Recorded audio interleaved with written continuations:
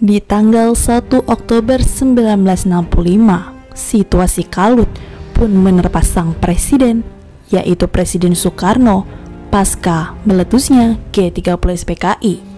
Di dalam rumah Komodor Susanto, ketika Suparjo dan Heru Atmojo datang menghadap, situasi juga menegang keras. Siaran radio, laporan demi laporan makin memperjelas sikap yang diambil oleh prajurit Kostrad.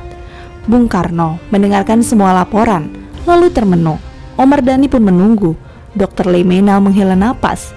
Brigjen Sabur bersiap untuk menerima komando atau perintah setiap saat.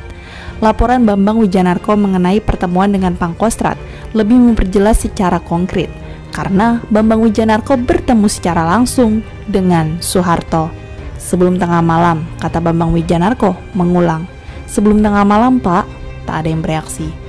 Pangkostrat menilai karena wilayah Halim telah dipergunakan sebagai basis gerakan 30 September, kemungkinan akan dilakukan penyerangan dan pembersihan oleh pasukan Kostrad. Leo Watimena menggertakkan giginya, darahnya naik ke kepala. Itu tadi saran Jenderal Soeharto sebelum tengah malam. Jenderal Pranoto yang dipanggil menghadap pun tak bisa ditemui. Jenderal Umar Wirahadikusuma juga tak bersedia menghadap karena situasi yang belum jelas mengenai yang terjadi di Halim.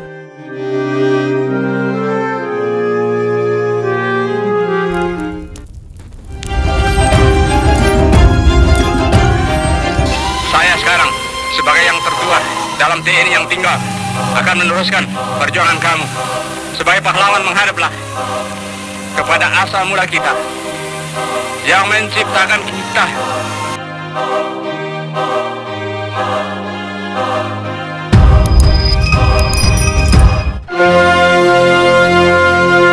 Laporan-laporan terakhir memang tak bisa lain kecuali kalau demikian situasinya, sebaiknya aku ke Jogja.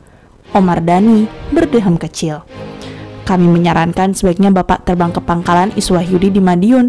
Di sana sangatlah aman, Pak. Bung Karno menoleh ke Leimena. Saya kira dalam situasi seperti ini Bapak Presiden jangan jauh-jauh dari Jakarta.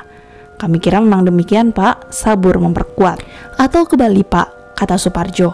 Bung Karno menoleh ke Bambang Wijanarko. Piembang, saya memperkuat usul Pak Leimena, jangan meninggalkan Jakarta terlalu jauh, barangkali ke Istana Bogor. Bung Karno mengangguk. Putusan pun jadilah. Kini Bung Karno meninggalkan markas pemberontakan. Kendaraan pun disiapkan. Bersama dengan Leimena Wijanarko, Sudarso Suparto, seorang anggota Cakra Birawa, lalu disusul iringan mobil lain. Omar Dhani dan rombongannya dengan mobil lain. Ketika iringan mobil berjalan, ketergesaan dan keretakan menjadi semakin terasa. Di dalam rombongan, mobil yang berjumlah 8 itu masing-masing membekali diri dengan senjata. Rombongan presiden terus berjalan sampai di pertigaan yang bila belok menuju lapangan terbang. Bambang Wijanarko memerintahkan agar mobil jalan lurus. Loh Bang, kita mau kemana? Tak ada jawaban. Belum pernah terjadi seorang seperti Presiden Soekarno bertanya kepada ajudannya dan tidak dijawab. Bung Karno mengulang lagi. Bambang Wijanarko pun masih diam. Leimena tak sabar menepuk pundak Bambang Wijanarko. Kita ke Bogor saja lewat jalan darat, Pak, kata Bambang Wijanarko. Kalau naik pesawat nasib kita semua tergantung pada pilot. Ia bisa membelokkan kemanapun dia mau. Tugas saya adalah menyelamatkan Bapak Presiden. Iringan pun terus melaju ke Bogor, Istana Bogor sebagai pertahanan dan sebagai perlindungan. Mobil masuk dari gerbang utara, Presiden disambut oleh Ibu Hartini. Strategi dari Makostrat berjalan lancar dan tepat. RRI dan Telkom pun dikuasai. Lapangan mereka dan ibu kota telah dibebaskan. Bung Karno sudah meninggalkan Halim.